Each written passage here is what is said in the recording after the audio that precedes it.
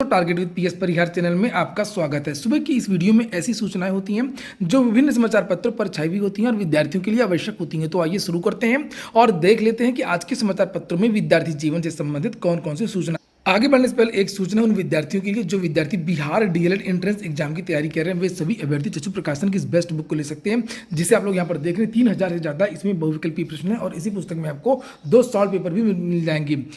Bihar DElEd entrance exam का जो भी सिलेबस है, चाहे वो समय हिंदी हो, गणित हो, विज्ञान हो, सारा का सारा सिलेबस इस पुस्तक में कवर किया गया है।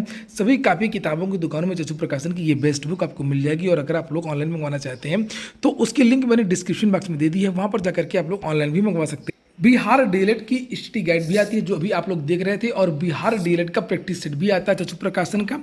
ये भी काफ़ी अच्छी पुस्तक है। इसमें लगभग 2200 से ज़्यादा वो विकल्पी प्रश्न है और 2 सॉल्व पेपर हैं। इसकी भी लिंक मैंने डिस्क्रिप्शन में उपलब्ध करा दी है। खबर की शुरुआत करेंगे सीएम योगी से। और 4 साल में 1 करोड़ युवाओं को रोजगार देगी सरकार। तो कहीं पर लिखा कि 4 साल में देंगे 1 करोड़ नौकरियां। ये देख सकते हैं आप लोग, आज ही का समाचार पत्र है। ये बतौलेबाजी सुनकर के विद्यार्थी लगभग 6 साल से परेशान हो चुके हैं। 4 साल में 1 करोड़ नौकरियां देने की बात की जा रही। और भी यहाँ पर बहुत सारी बातें की गई हैं, जिसे आप लोग देख सकते हैं कि उत्तर प्रदेश शिक्षा का हब बनेगा, ये इंस्टीट्यूट बनेगा, वो इंस्टीट्यूट बनेगा।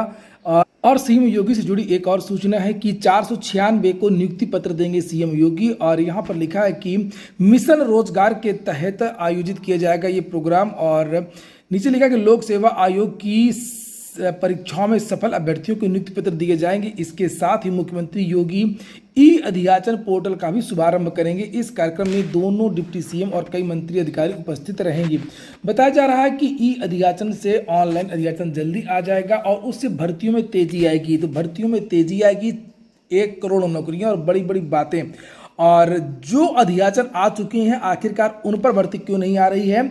और यहाँ पर ई अधियाचन पोर्टल और बड़े बड़े बदलावों की बात की जा रही है। मुख्यमंत्री जो नियुक्ति पत्र देते हैं तो वो विद्यार्थियों से मिलते हैं। एक बार मुख्यमंत्री बेरोजगार छात्रों से भी मिलें, उनसे भी समस्या पूछें कि चयन बोर्ड कैसे काम कर रहे हैं, भर्तियां हो रही हैं कि नहीं हो रही हैं, पारदर्शी हो रही हैं या भ्रष्टाचार युक्त हो रही हैं। ये कागजी बदलाव से भर्तियों में और अधिक देरी होती है। आपको पता होगा कि यहाँ पर जो मुख्यमंत्री कह रहे हैं कि 1 करोड़ हम नौकरियां देंगे और ई पोर्टल से भर्ती में तेजी आएगी। आप लोग बता सकते हैं, कमेंट बॉक्स में अवश्य बताएं आप लोग कि क्या चयन बोर्ड की भर्तियों में, टीजीटी पीजीटी की भर्ती में, प्राथमिक शिक्षक भर्ती में 69,000 शिक्षक भर्ती जो विवाद यूपी SSSC की भर्तियों में आपको कहां से तेजी दिखाई दे रही।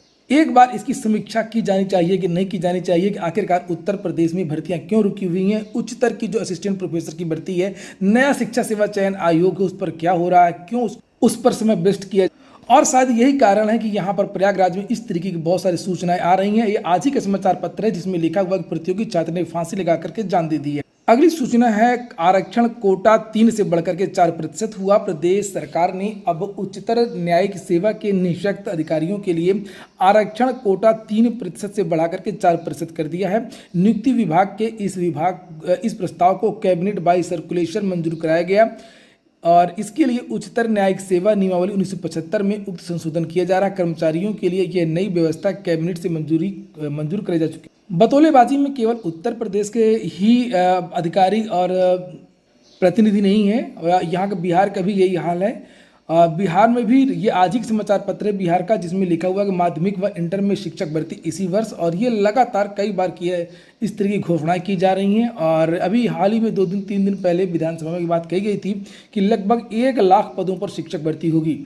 लेकिन वहीं पर पटना में और बिहार में कई बार आंदोलन किया है। ये आज ही का समाचार पत्र ये भी है और आज ही जी के समाचार पत्र अभी आप देख रहे थे वो भी है। पटना में शिक्षक अभ्यर्थियों ने किया प्रदर्शन। ये विद्यार्थी लगातार, इनके बैनर आप देखेंगे, ये कह रहे हैं कि हम सीटेट पास हैं, बीटेट पास हैं, आखिरकार शिक्षक भर्ती क्यों नहीं हो रही है। बार बार सिर्फ आश्वासन मिलता है, बार बार बड़ी बड़ी घोषणाएं मिलती हैं और भर्ती आती नहीं। ये देखिए यहाँ पर लिखा कि 4 साल से सीटीईटी बीटीटी उत्तीर्ण अभ्यर्थी नियोजन की मांग।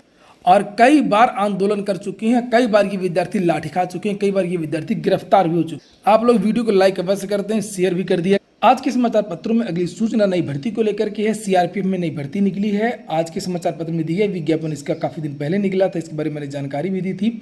9,212 पदों पर यह सिपाही ट्रेड्समैन की ये भर्ती है और इसमें बहुत सारे पद हैं, सबकी अलग अलग योग्यता है। और इसमें लिखा उम्मीदवार के पास मान्यता प्राप्त बोर्ड संस्थान से मैट्रिक या इंटरमीडिएट और अन्य निर्धारित पात्रताएं होनी चाहिए। चयन की प्रक्रिया यहाँ पर लिखी हुई जिसे आप लोग देख सकते हैं। 25 अप्रैल के पहले पहले आप लोगों को ऑनलाइन आवेदन करना है। crpf.gov.in यहाँ पर आपको विस्तृत नोटिफिकेशन मिल जाएगा और यहीं से आप लोग आवेदन भी कर सकते हैं। नोटिफिकेशन तो आपको मेरे टेलीग्राम चैनल पर भी मिल जाएगा, इसलिए आप लोग टेलीग्राम चैनल को अवश्य ज्वाइन। यूपी बोर्ड में आज से मूल्यांकन शुरू हो रहा है, उसके बारे में बहुत सारी सूचना दी। अगली सूचना है 69,000 शिक्षक भर्ती की। प्रमुख सचिव से मिले अभ्यर्थी। 69,000 शिक्षक भर्ती के अभ्यर्थी शुक्रवार को प्रमुख सचिव बेसिक शिक्षा दीपक कुमार से मिले। उन्होंने हाईकोर्ट की ओर से निरस्त 6800 सूची के अभ्यर्थियों के हित में निर्णय लेने और डबल बेंच में जाने की मांग उठाई।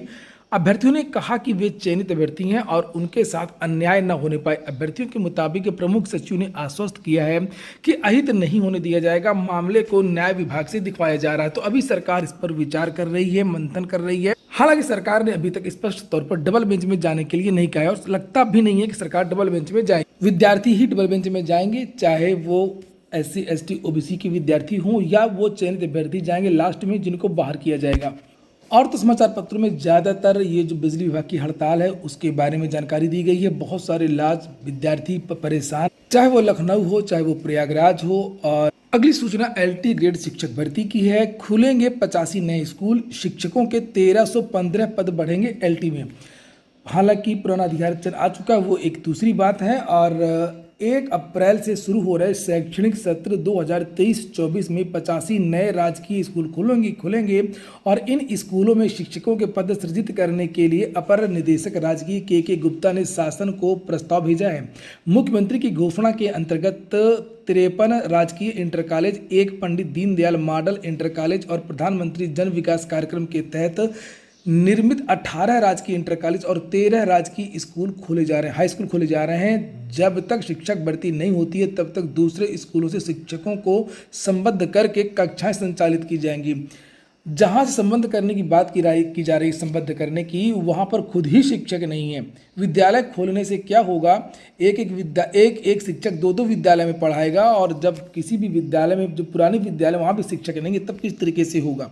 स्कूल खोलिए, बहुत अच्छी बात है, लेकिन अध्यापकों की नियुक्ति पर भी ध्यान दें। LT का अधिसूचना पड़ा हुआ पिछले 4 साल से, उस पर भर्ती नहीं हो रही। तो टोटल जो LT के पद हैं वो बढ़ेंगे। अभी ये बता पाना मुश्किल है कि ये अधिसूचना आया है, ये जो वैकेंसी आने वाली है, इसी में ये पद जोड़ेंगे या नहीं। नए शिक्षा आयोग को लेकर के कुछ सूचना मिली है। सूचना ये मिली है कि इस पर काम चल रहा है, अभी इस पर देरी लगेगी, लेकिन शिक्षा सेवा चयन आयोग का जो कार्यालय है वो माध्यमिक शिक्षा सेवा चयन बोर्ड पर ही बनाया जा रहा है। जो मेन कार्यालय होगा वो यही चयन बोर्ड पर होगा। और उच्चतर शिक्षा सेवा चयन आयोग का तो कोई कार्यालय वैसे भी उसका नहीं है, वो तो किराए के मकान पर चल रहा है। सुखद सूचना ये मिली है कि बहुत जल्द सरकार इसके बारे में विस्तृत घोषणा कर सकती है। ये बताया गया है कि अप्रैल के महीने में सरकार इसकी घोषणा करेगी और अप्रैल के महीने में यह कैबिनेट के द्वारा पारित किया जाएगा। नए वाले ड्राफ्ट की बात हो रही है। अग्निवीरों की छूट के बारे में आज के भी समाचार पत्रों में जानकारी दी गई है कि BSF के बाद अब CISF भी इनको 10% रिजर्वेशन देगी और आयु में भी छूट। परिषदीय शिक्षकों के प्रमोशन के लिए वरिष्ठता सूची तैयार नहीं हो पा रही है। कई बार अंतिम तिथि बढ़ाने के बावजूद भी 75 जिलों से अंतिम सूची अपलोड नहीं की जा सकी है। बेसिक शिक्षा परिषद के सचिव प्रताप सिंह बघेल ने 16 मार्च के आदेश इसकी लास्ट डेट बढ़ा दी है और 21 मार्च अपलोड होगी वरिष्ठता। प्रोफेसर राजेंद्र सिंह विश्वविद्यालय एवं संबद्ध कॉलेजों में पहली बार केंद्रीकृत प्रवेश होगा। संयुक्त परीक्षा के लिए अप्रैल के प्रथम सप्ताह में ऑनलाइन आवेदन की प्रक्रिया शुरू। CGL 2021 का अंतिम परिणाम जारी कर दिया गया है। 7,541 विद्यार्थी चयनित हुए हैं, 80 पद रिक्त रह गए। तो आप लोग SSC.NIC वेबसाइट पर जाकर के अपना परिणाम देख सकते हैं और उम्मीदवारों का पोस्ट और श्रेणीवार ब्रेकअप और प्रत्येक पद के लिए अंतिम चयनित उम्मीदवारों का विस्तृत कट ऑफ विवरण इत्यादि उसमें जारी कर दिया गया है। नए छात्र चैनल को सब्सक्राइब कर लें और सभी छात्र वीडियो को लाइक कर दें। पूरा वीडियो सुनने के लिए बहुत बहुत धन्यवाद।